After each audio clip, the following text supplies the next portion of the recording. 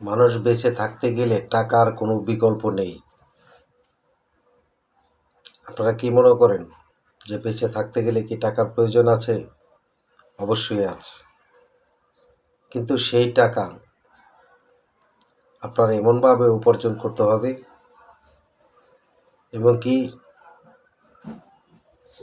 এমন কিছু টাকা উপার্জন করলে আপনার সংসার চলবে, সেই ধারণ ক্ষমতা রেখেই আপনার টাকা ইনকাম করতে হবে। কিন্তু দেখা গেছে একটা কথা আছে, যে বাক্য আছে, অতি লজ্জিতেও কোনো লোভ ভালো নয়।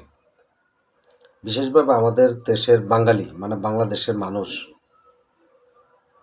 এত পরিমাণ লোভ এদের ভিতরে। লোভ আমারও আছে, থাকবে না কেন? কিন্তু এই লোভের কারণে মানুষ কিন্তু বেশিরভাগ ধ্বংসের পথে চলে যায়। আপনারা হয়তো বলবেন যে ভাই, কিভাবে ধ্বংসের পথে চলে যাচ্ছে? সেই ধ্বংসের পথে চলে যাওয়ার মধ্য দিয়ে মানুষের অধঃপতন কিন্তু ডেকে আনে।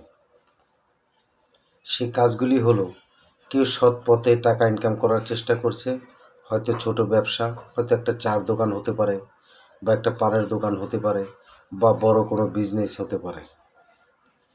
আবার কিছু কিছু লোক আছে যে বিনা চালানে, বিনা কর্মে তারা টাকা ইনকাম করবেন, রাতারাতি কোটিপতি হবেন।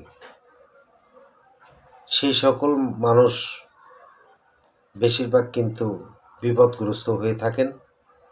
হয়তো ক্ষণিকের জন্য দেখা যায় কোনো না কোনো অসৎ পথে থেকে তিনি লক্ষ লক্ষ টাকা ইনকাম করছেন, কিন্তু সেই লক্ষ লক্ষ টাকা তার যে একদিন কাল হয়ে দাঁড়াবে, সেটা কিন্তু সে নিজেও অনুভব করতে পারে না। অনেক সময় অনেক অনুভব করে যে ভবিষ্যতে আমার এটা সমস্যার সম্মুখীন হতে পারি, কিন্তু তারপরেও কিন্তু সেই রাস্তাটি সে পরিত্যাগ করেন না।